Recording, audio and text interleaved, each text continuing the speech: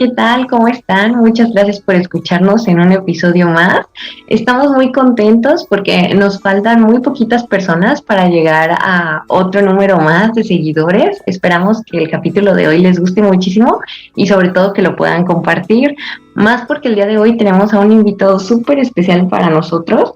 Él es Mane Mesiux y nos va a contar acerca de cómo él ha logrado combinar su pasión y sobre todo hacer lo que más le gusta. Bienvenido, Mane, muchas gracias.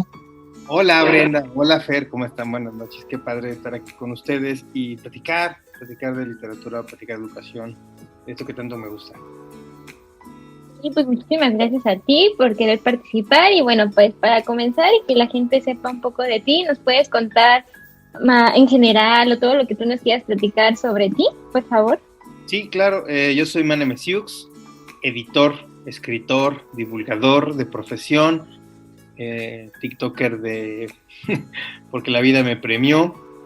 Me encanta hablar de literatura, especialmente aquella escrita para infancias.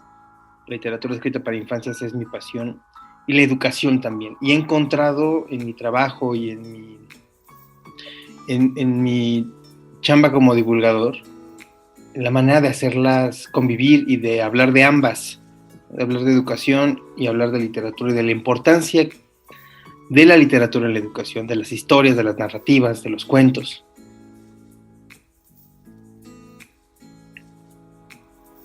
Ok, y bueno, en esta parte que nos comentas de qué es tu pasión, cuéntanos, bueno, un poquito de tu perspectiva de por qué crees que quizá no a todas las personas tienen el mismo interés por la lectura, por ejemplo.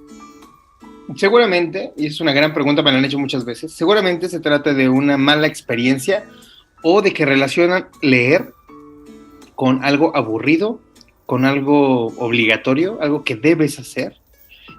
Y lo más importante, no tienen un vínculo emotivo con la lectura o con las historias. Y ese es el mayor problema de un país como el nuestro, donde no se lee o donde se lee muy poco en realidad. Sin embargo, creo que sí leemos, somos un país que dicen que no lee, pero que leemos aquello que no es literatura, ¿no? Se leen revistas, se lee en internet. Hay muchos no lectores que leen más en términos de decodificación que los lectores mismos. Pero, ¿por qué no leen literatura? ¿Por qué no se acercan a cierto tipo de textos? Porque no hay vínculos emotivos. No hay nada que llame su atención ni que los cautive. La lectura, si no entra por el amor, ni aunque haya mucha disciplina. Creo que ese es el problema. Suena muy bonito, pero pues sí, ese es el problema. Y pues, aunque la siguiente pregunta podríamos decir es muy ambigua, pero para ti, o tú qué consideras, ¿cuál es la importancia de leer? Aunque muchas personas te pueden decir, no, pues lo obvio de no, pues para leer sirve para tal cosa, pero para ti, ¿cuál es esa importancia de que leamos y sobre todo las personas que todavía están pues, en la adolescencia, cuál es la importancia en esa edad que lean? Primero, porque es un acto cerebral que modifica, es decir, que modifica la fisiología de tu cerebro. Sé que esto suena a científico loco, pero no lo es. Las neurociencias nos han demostrado muchas cosas al respecto de la lectura. El neurocientífico Francisco Mora, en un libro hermoso que se llama Neuroeducación y Lectura, habla de cómo el cerebro no está diseñado para leer. Nuestro cerebro está diseñado para hacer muchas cosas, pero para leer no. Entonces, cuando nosotros aprendemos a leer, cuando lo hacemos a la edad adecuada, nuestro cerebro cambia su fisiología y su fisionomía, es decir, crece, pero también sus funciones cambian, se alternan, se vuelve un cerebro lector. Y yo sé que todos y todas y todes tenemos un cerebro lector porque 90% de la población mundial puede decodificar algún tipo de símbolo. Sin embargo, esa es la primera parte. La segunda parte es ¿qué haces con lo que lees? ¿Qué lees y cómo te vinculas con eso que lees? Ok, leer primero nos sirve fisiológicamente porque transforma nuestro cerebro primitivo en un cerebro lector. pero también la importancia de lo que lees radica en el vínculo que tú tienes con eso que lees. Por ejemplo, si yo tengo un vínculo del tipo que sea amoroso, de ternura, con la lectura, porque mi mamá me leía de pequeño, mi papá, o porque tengo un recuerdo con mis abuelos relacionados con los libros, voy a ser un lector que siempre va a tener eso en la cabeza. Entonces voy a ver a los libros como un objeto de ternura, de amor, que me vincule emocionalmente con eso. Si yo relaciono los libros con tienes que leer 20 minutos diario para que no seas tan burro, cuando tenga la capacidad de decirle no a mis papás o no a la escuela, lo voy a hacer. Porque las historias son más importantes que el libro mismo. Lo que está en las historias le dan cohesión a la sociedad, es el pegamento social. Una buena historia, no importa el portador, crea vínculos entre las personas. Y yo creo que esa es la importancia de leer y de crear vínculos. Que quien lee, si tienes una relación con papá y mamá y ellos te leen cuando eres niño, o cuando tú creces y le lees a alguien más, ese vínculo es irrompible. Creo. Mencionaste algo muy importante sobre de que, bueno, es importante crear estos vínculos, pero bueno, esta es la parte de por qué es bueno leer, ¿no? Pero entonces, como volteando la tortilla, ¿cuáles serían como las consecuencias cuando no existe este hábito, más que dejando de lado el vínculo emocional? Yo creo que como sociedad, ¿cuáles crees tú que son las consecuencias más notorias de no hacerlo? La falta de empatía, la falta de prosocialidad, el egoísmo, la crueldad. La ignorancia no es el resultado de no leer. Me parece que la ignorancia es el resultado de no tener ganas. Pero la empatía, la falta de prosocialidad, la falta de justicia, sí proviene de una sociedad que se ha vinculado muy mal o no se ha vinculado con la literatura. Tenemos un vínculo complejo con otras disciplinas artísticas, pero con la literatura parece ser un vínculo o perdido o malgastado por los años. Bueno, entonces este vínculo que nos mencionas, pues se puede ir fomentando desde pequeños, ¿no? Tal vez sin tener un buen, como tú nos mencionabas, si tuviste un mal caso con la lectura, pues tratar de buscar alguna estrategia para poder adentrarte a ella sin tener que hacerlo por obligación, ¿no? Y bueno, con esto, ¿nos puedes dar algunos consejos para poder tenerle un poco de atención más a la lectura? Así consejos que digas, no como, lee 20 minutos, sino como algunos consejos para que de verdad encuentren ese amor o esa pasión por la lectura. Primero, pensemos en quienes tengan hijas o hijos en casa. Yo siempre doy 4 consejos que me parecen fundamentales. El primero, los libros deben estar al alcance. ¿Cuántos libreros conocen que son altos, ¿no? Que tienen libros inalcanzables, que parecen lejanos, que a nadie podrían interesarle? Los libros tienen que estar a metro y medio del suelo. Todos deben alcanzarlos, todos deben poder tomar uno y hojearlo. 2. La lectura nunca debe estar relacionada con algo obligatorio, ni debe ser un momento para castigar a las infancias. Es decir, ahora no tienes el Nintendo, no tienes la Play, no verás la tele, ¿por qué no lees? Hay una relación entre la punición y la lectura. Eso no debe pasar. Tercer consejo, leer desde el regazo.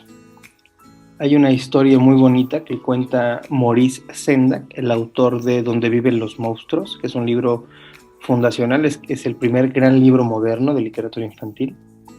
Maurice Sendak dice que a él su papá le leía en las noches, pero el acto no era él acostado en la cama y papá sentado, no.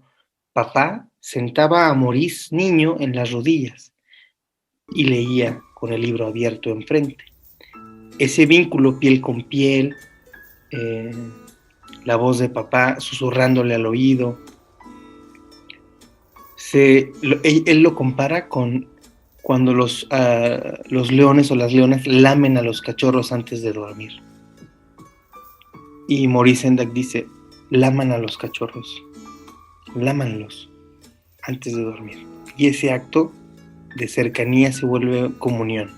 Entonces el tercer consejo es, la lectura debe ser de papá o de mamá hacia los niños con amor, con comunión. Porque ese vínculo no solo trasciende a mamá y papá, sino también finca uno nuevo con el objeto, con el libro. Y el cuarto consejo, que me parece el más importante, no lean lo que les dicen que deben leer. Lean lo que les guste o lo que les atraiga, no importa lo que esto sea. Es más, si ustedes prefieren ver la película o leer el libro, también háganlo, pero conecten. A mí me ha tocado lidiar con muchísimas escuelas que quieren que lean El Quijote en la secundaria, o fragmentos del Mío Cid, o Bodas de Sangre, o Yerma, de Lorca, y a mí me parece un desatino. Y me cuestionan inmediatamente, tú que estudiaste literatura, ¿cómo te atreves a cuestionar la lectura del Quijote o del Mío Cid? Mi respuesta es muy sencilla, porque estás hablando con adolescentes. A los adolescentes el Quijote no les interesa y el Mío Cid menos. ¿Por qué quieres que lo lean? ¿Por qué no les pones a leer a literatura escrita para ellos y para ellas? Por eso para mí es tan importante hablar de literatura escrita para las infancias. Autor, ilustradora, autora, ilustradora están pensando en un público en específico y le están hablando a ese público.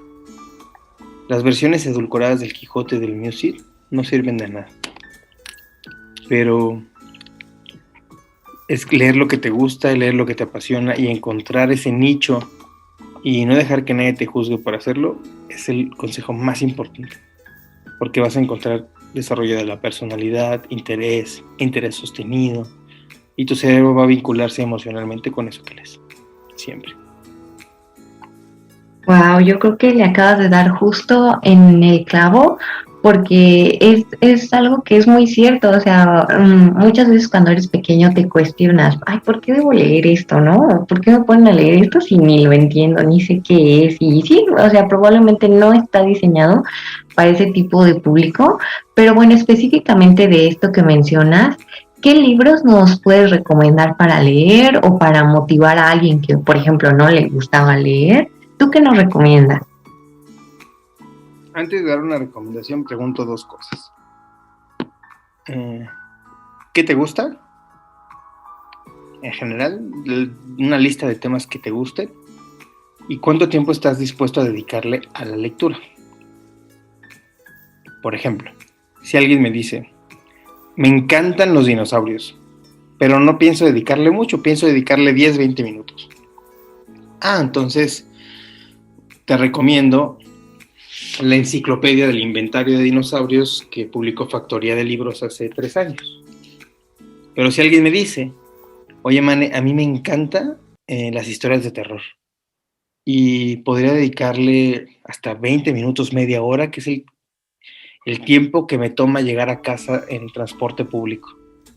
Entonces te recomiendo Cuyo, de Stephen King, que es una de las novelas más increíbles de Stephen King, que por cierto hay una adaptación al cine que es malísima.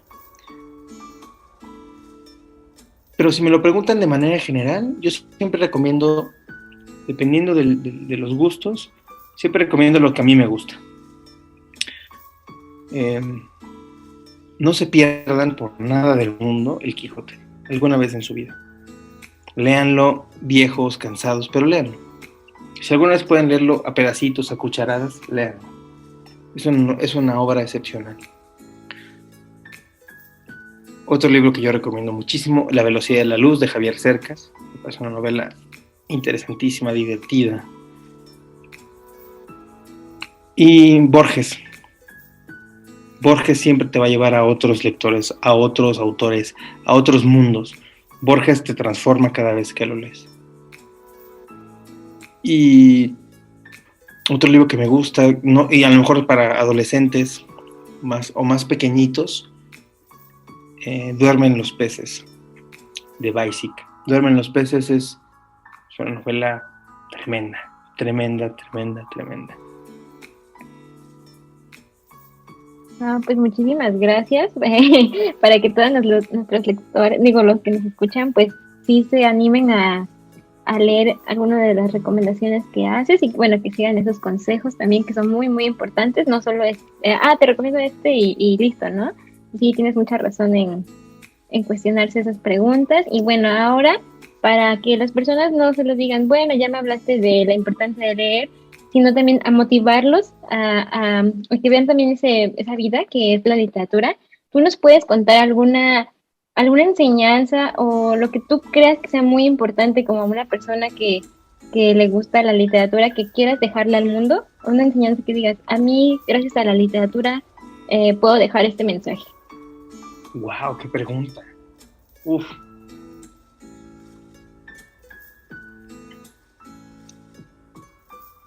Cuando empecé a leer literatura escrita para infancias, cuando empecé a hacerlo de manera seria y a entenderla y a disfrutarla muchísimo, yo tenía 22 años. Y encontré un libro que a mí me cambió la vida. Que por cierto, que me lo regaló, siempre se lo agradeceré. Se llama El más gigante, de Juan Gedovius. Es un libro precioso, enorme, publicado por SM. Y en el libro se van contando cosas objetos, emociones que van encontrando que son más gigantes que la anterior. Por ejemplo, el primer personaje que sale es un árbol y dice, yo soy el más gigante. En la página siguiente, en el emplane siguiente, sale una montaña y dice, no es cierto, tú no eres el más gigante soy yo. Tú vives en mi joroba. Y luego en la montaña aparece el mar y le dice, yo soy el más gigante porque cuando yo quiero te como de un bocado. Y al mar le dice el cielo, no es cierto, tú no eres el más gigante, el cielo es el más gigante porque parezco eterno. Y luego entran las emociones. Y la más grande, la más gigante, la que está por encima de todas, de la furia, del miedo, incluso de la tristeza, es el amor. El amor dice, yo soy el más gigante. Y ese mensaje para mí me ha cambiado mi vida. La cambió en ese momento y todos los días que lo pienso, cambia mi actitud, cambia mi manera de vincularme con los demás. Yo tengo algo con lo que firmo casi todo lo que escribo y mis videos y creo que es el gran mensaje que puedo dejarle al mundo. Mandemos refuerzos felices y amorosos al futuro, porque los vamos a necesitar.